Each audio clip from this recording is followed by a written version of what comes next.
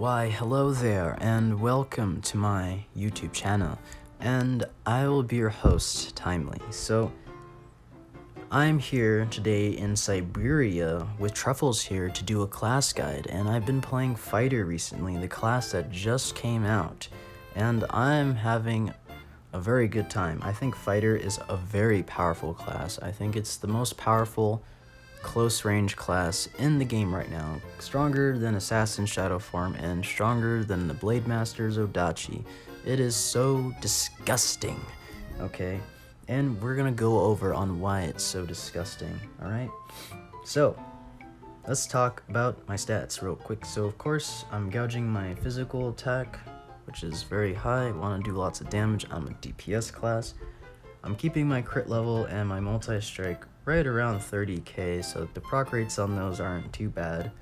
They're a little bit lower than 30k, but that's okay, they're close. And then my AP is a little bit higher for PvP purposes. Could be a little higher, we'll see, gotta get stronger. Goals, man, goals. And then in my advanced, I have around, 8,900 fire attack, so if you want, you could gouge your cooldown reduction to 20k or to 50k to have a good cooldown reduction for your main skill, which is your strongest skill in my opinion, your giant strength, which has a 70-second cooldown reduction, which is very long, a little bit more than a minute. So if you have a 20% cooldown reduction, you shave off 14 seconds on that. If you have a 30% cooldown reduction, which is at 50k CDR, you shave off around 21 seconds. So it really depends on how much you want to invest in it and how often you want your giant strength to come off cooldown. And it's really nice to have a nice segue into the talents, into the S talent, where all of your combo skills can decrease the cooldown of Vajra power by 2 seconds, and Vajra power is giant strength. It's translated differently, so that's kind of weird, but I tried it, and that's what Wind Blossom Snow does. So in my opinion, the more often you are in giant strength, the more that is active, the stronger you will be. So I think that Wind Blossom Snow is a great talent to have in your S talent, okay? Now let's move on forward to the A talent. So for my A talent, we have Skybreaker. So for every 12 seconds, wow, nice pop-up. Thanks, dude. Thanks, you're the best. I can't read now. Okay, for every 12 seconds, increases the damage of your move forward Cloud Split by 100% while rendering the target area. I swear to God, these pop-ups sometimes are so atrocious. That's the one thing I don't like about this game, is that you get these atrocious pop-ups of people saying, "Oh, I love you so much." No one fucking cares, okay? Jesus Christ. They don't have to make it so atrocious with a pop-up. It could just be like a little banner. But I digress.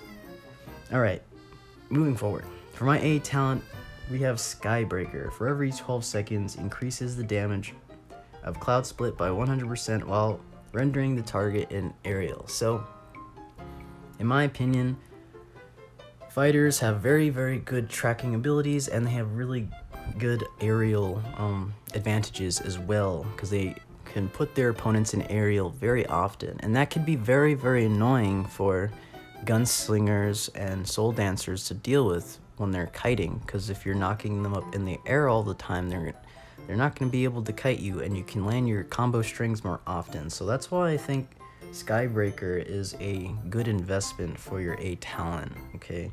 It's a little bit more PvP bias, but this guide's going to be a little bit more PvP bias, I guess. So there's that. Now for my B talent, we have Lightning Speed. So after casting Flying Swallow, increases the damage of move 2 Rage Tide and move 3 Flame Wave by 60%. So in my opinion, for this build that I'm rocking right now, I'm going to be spamming my Flame Wave a lot. So having that nice multiplier there, I think, is a great bonus. And the 60% damage multiplier, I think, is actually very worth it. In my opinion, it's a very strong multiplier. And the 100% Cloud Split is actually a very strong multiplier too. So even though those combos do very little damage, like 44k and yeah, 44k, you could see this doing on paper 88k and on paper like 67k. I don't know. Quick math, okay? Don't judge me. Alright, so any benefit counts because, you know, as you're multiplying them with those multipliers, you can still crit them and then they could do very good damage that way too. So there's that. More multipliers, the better.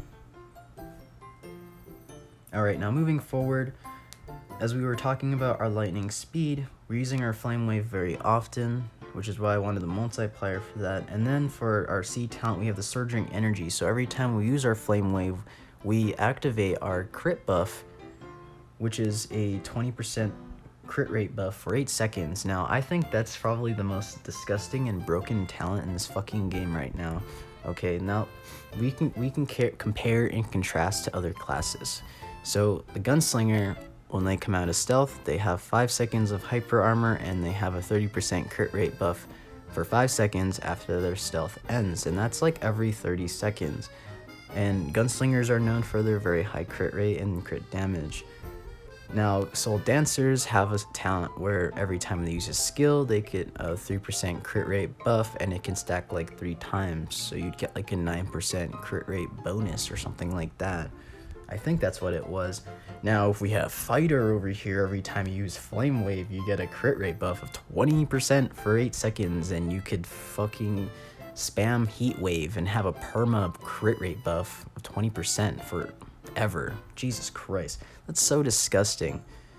Like, Jesus Christ. Just put on an Airy and have like 165% crit damage and then have Surging Energy up like 24/7. And you're going to be like, you know, rolling like all the content in this game. For sure, for sure. So now that we are done talking about our talents, we can start, you know, going over the deep talent real quick. I'll just do a brief explanation. So on my right side, I have the Steel Punch. And then to increase the normal attack damage and the skill damage when not in fusion for my mech. And then I have the Stray Bullet, which is Eye of the Storm, which gains crit rate of 20%. Now, the reason why I like that is because the Eye of the Storm is a multi-hit move, okay? And multi-hit moves tend to do better when they have higher crit rate and good crit damage, in my opinion. Compared to like using a skill from your mech that does very high base damage, like Cross Impact, which does 352k, if you were to crit that, you would probably add on like 100k more damage, or yeah, around that number. On paper, you'd probably do 100 to 125 more k damage on crit, but with your, you know, Eye of the Storm having a higher crit rate and it hitting like the target many times, your opportunities to do more damage than a heavy hitting single hit move is much higher. And just imagine if you like, I don't know how many times the missiles hit, but they hit a lot. I would guess around like 5 or 6 times. I don't know. It's hard to tell because it just all falls down at once.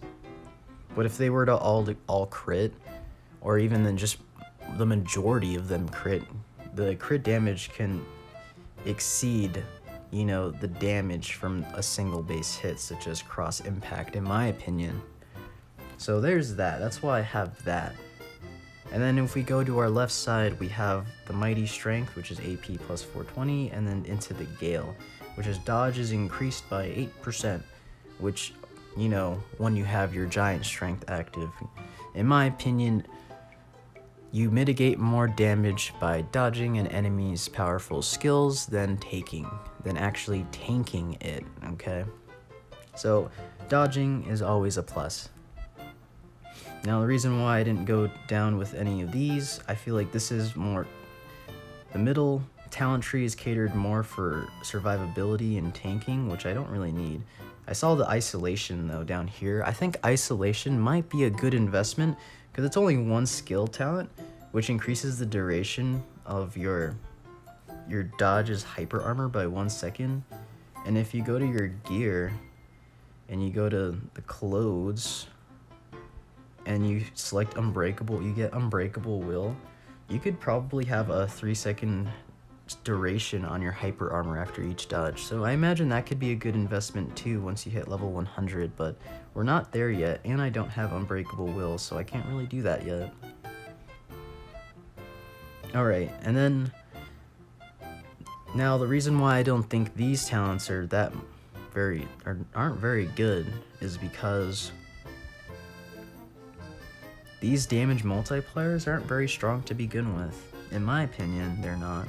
It's only like 5% damage multiplier, 5% damage multiplier. That's like a 4% damage multiplier to, you know, anytime they're in aerial.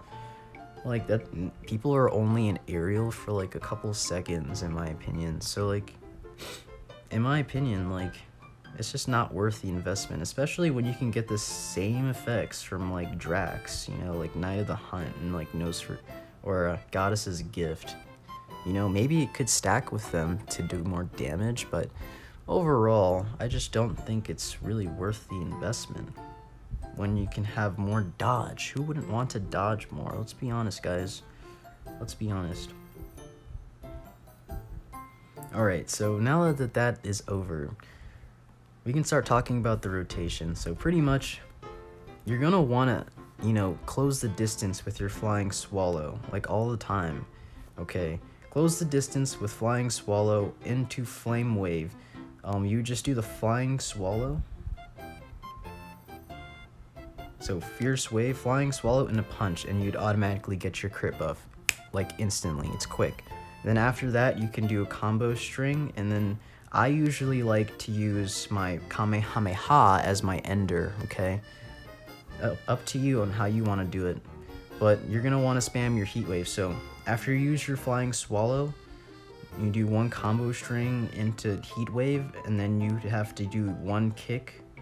What are you doing? What are you doing? Go away. So you'd like do, oh my god, Flying Swallow, punch, and then you just do like one combo string into Kamehameha, and then you do one kick, and then you set up crit rate buff again. Okay? And then when your Flying Swallow comes off cooldown, you'd hit that and set up your crit rate buff again too, because in my opinion, your Flying Swallow's cooldown is too long. So you'd have the 8-second duration crit buff, but when you'd still have 3 seconds of when that crit buff ends, when you don't have it and you don't have your Flying Swallow back up. So you want to have that crit buff up all the time. So you have to squeeze in like a Heat Wave somewhere, or you can just spam Heat Wave. It's really up to you. But if you want to get more style points, you want to be stylish, you're gonna be mixing and matching your combos. So you know, go Flying Swallow, punch, boom, boom, boom, boom into that, and then you know, do the kicks. Then you set up your crit rate buff again, do another combo string, then Flying Swallow, and then, you know, keep that crit rate buff again, and you can, like, you know, mix it up, make it look cool. It's up to you. It's up to you. I honestly don't think other combos are more superior than other combos, but I do believe Heat Wave is the most superior because it gives you a crit buff. Okay? So every time I end my, you know, one of my combos, I use my Kamehameha, and then if you want to go into your Giant Strength when you start a fight, you set up your Heat Wave buff, then you go into your Giant Strength, and then you can just spam your combos.